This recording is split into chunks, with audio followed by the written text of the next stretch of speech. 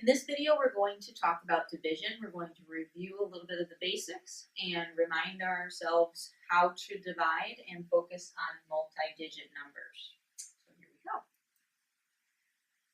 You're going to need your math notebook and the two pieces of paper I gave you in class. Our table of contents is going to be page 11. It's going to be division review. That's the first page I gave you. And page 12 is going to be that page that talks about interpreting the remainder, the one that's got a dotted, dashed outline for you to just cut out and trim down. You will need to trim down both papers for them to fit once we're done filling them out. And now we're on that first page, that review of division. So basically a division problem, you're going to have three different components or parts to it. The example here has three arrows, and each of the numbers has a different vocabulary word attached to it. So the answer to any division problem is a quotient.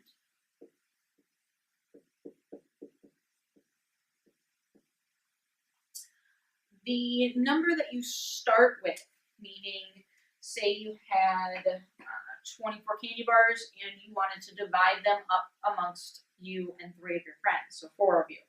So the thing that's being split up, the candy bars, that is the 24, that is called the dividend.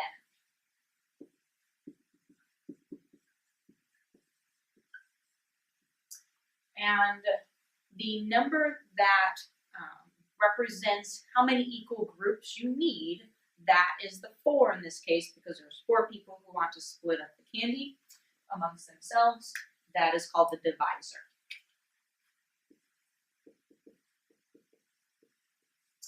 So it should be all review. Those words should not be new, but it's always good to have a refresher. And also I wanted to talk about all of the different ways that you will see a division problem. There's not just one symbol. There's actually 4 different ways you can see it. So we're going to just write a sample problem to the right of these words just to give us that number representation as well. So the first way you could see it is just horizontally in a line. So you could have the dividend, or 8 candy bars, being divided amongst, let's say, 4 people again, and each one would have 2. So that is one way you can see a division problem. The second way is similar to our example up here with our vocabulary words. We could have our dividend inside a division symbol that kind of looks like a funky sideways 7. And then the divisor was on the outside, and then the answer is up top. And the other way we could have a division problem is actually like a fraction, where the dividend, let's say 35, is on the top or numerator, and the divisor is on the bottom, and then that answer is on the side, the quotient. The final way down here is with a slash. Sometimes you'll see that on typed things. You'll see the horizontal way because it might be harder to format the other number 2 and 3 way, but that does mean division. And so the dividend comes first. So let's just say it's 6. Make that a bit bigger. There we go. Be better. And then you see that slash, and then another 6, and then that equals the answer 1. So 4 different ways to show how to divide. Below our vocabulary and our ways to show division, there are 2 examples that are mostly done for us that will remind us of the 2 different ways that we can use, just like our last video, to divide. There are 2 different methods or algorithms that I like to go through in the beginning of the year just to have you be experiencing each one. The first way I like to start off with is with partial quotients. Not as popular, but it really helps those who might not have a good handle on your multiplication facts. It makes division a lot easier if you try this method. And it's really very similar to the traditional way of dividing, which I know most of you like, which is good, it's fine. There is no one way to do things, like I've said.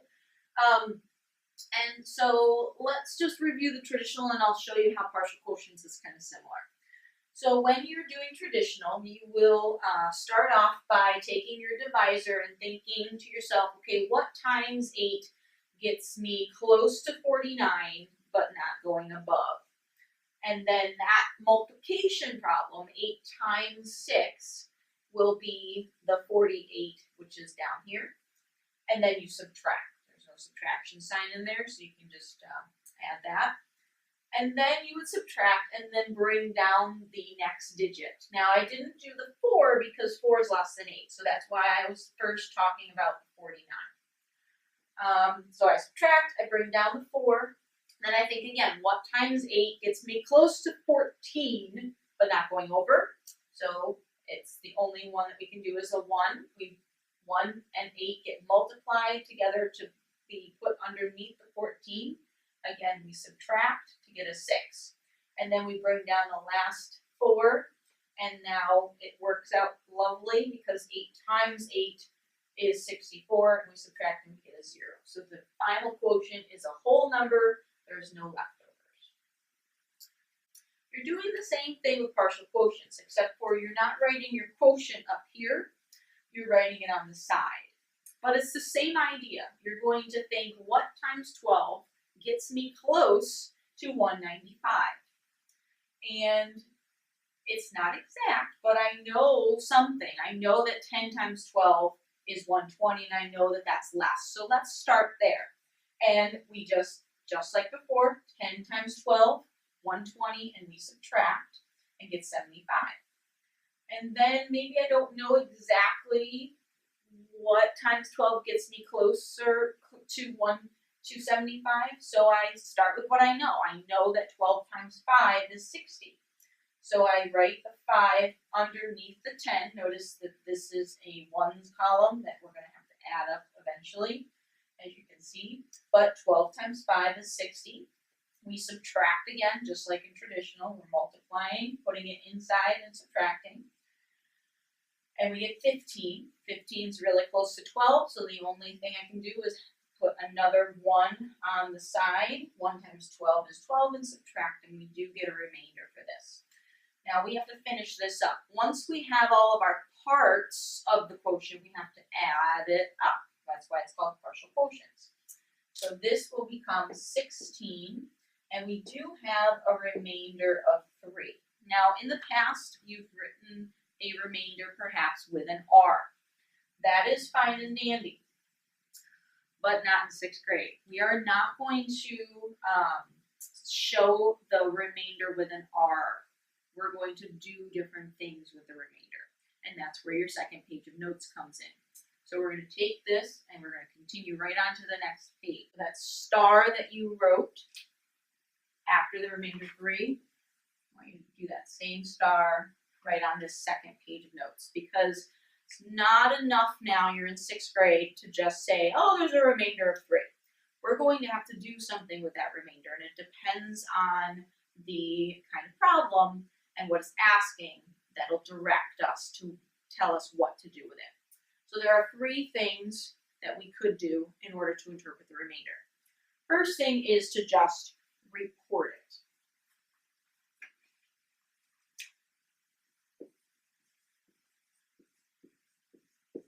You report your answer as a decimal or a fraction when there's 2 things going on. When you're dealing with money, that's the first thing. You're going to want to actually, to the penny, find out what the bill is when, say, you're at a restaurant and you're having to split the bill with friends. Also, you want to report it as a fraction or decimal when there's no context. It's just a problem. It's just like our first note sheet. We just divided 195 by 12. So in this example, I have another just straight out, let's divide 25 by 3, and I'll show you how to do that. So I'm going to start over on the left. I'm going to do this 2 ways, fraction and then decimal. 25 divided by 3. I'm going to show you how to do this with the traditional method first. So 3 times 8 gives me 24, and that is a 1. 1 is less than 3. So if I was going to keep this as a fraction, I'd be done. I'm going to do that over there. But I want to see what this is as a decimal because it's maybe money. So I'm going to have to switch colors here. Annex a 0 and bring it down. And now I have a 10. So now I'm dealing with the change. Pretend I'm like at Applebee's and I need to change to figure out my bill. And so now I have a 3 times 3 is 9. But what happens is I get another 1. So let's annex another 0, and I get a 10 again. And then that's another 3, which is another 9, and lo and behold, another 1. And if you notice this pattern here, I'm going to keep getting a 10, I'm going to keep getting a 3, and when I subtract, I'm going to get another 1. It's a little small, but it's a 1 down there. So if it's money, I can stop here, because I only need to the nearest penny. What's interesting about this particular example is that this seems to be repeating, and it in fact is a repeating decimal. So if the context was money, I could say $8.33, rounding to the nearest penny, or if there's no context, which there is none, my final answer would just be a repeating decimal. And remember, that gets a little line over it, and we'll do more of that later on in the year. So that's how to get it to decimal. Now let's show a fraction, mixed number. So I'm going to start, same problem, 25 divided by 3. I'm going to show you partial quotients just to give you another experience. Same kind of thing, say I'm not really good at my 3's facts, and I say, well, I know that 3 times 7 is 21, and that would give me a 4. Oh, I could have done 8, oops. Okay, so there's another 1, and I'm left with 1. So then I would add 8, and then I have a remainder of 1. So the 8 is the whole number. The 1, the remainder, becomes the numerator.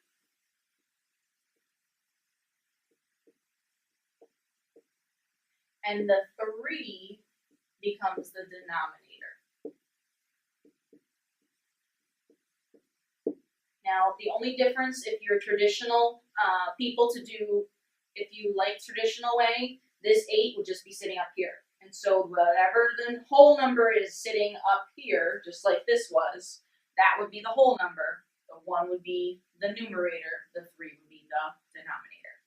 So the real answer in a fraction form would be 8 1/3. So 2 different ways to divide, 2 different ways to report a remainder. Okay, 2 more ways to interpret remainders. The next thing you could do is just round it.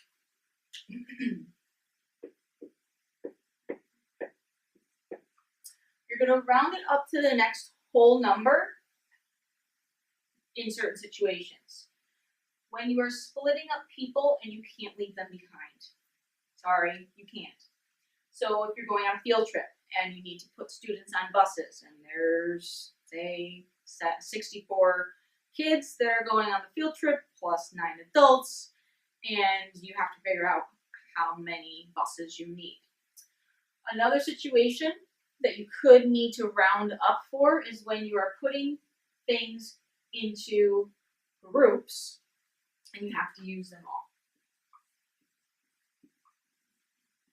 For instance, say you have pictures and you want to put all the pictures in the scrapbook and you're trying to figure out how many pages you need in the scrapbook, or baseball cards. You can't just leave a baseball card out of the book. You need them all in. And that means you might need an extra page to put that remainder of the pictures or baseball cards or whatever you're splitting up into that book.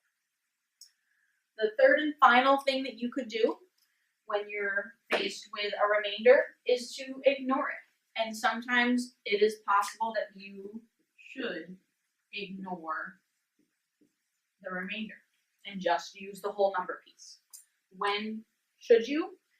It's when you can't use the remainder to give away or get something. Meaning, if you're splitting up candy with a group of friends, you are not going to be able to split that Jolly Rancher in half and make it work very easily.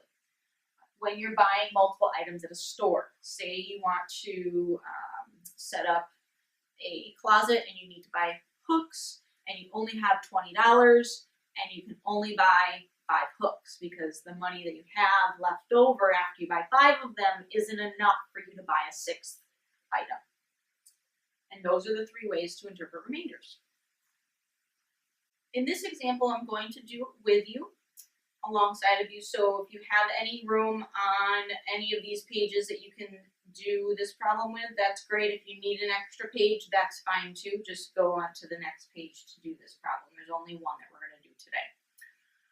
In class tomorrow, we're going to see problems with 2-digit divisors. And so there's a trick that I want to show you. It's called a think cloud, basically. It's just a spot in your workspace that you can use to just scratch off some problems that helps you think about 2-digit divisors. Because you might not know offhand what the answer to a multiplication problem is when it's 2 digits.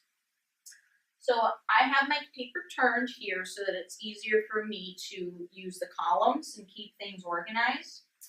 So I'm going to set up my division problem, and I'm going to use traditional setup and procedure just to walk that through with you. And over here is going to be my think space.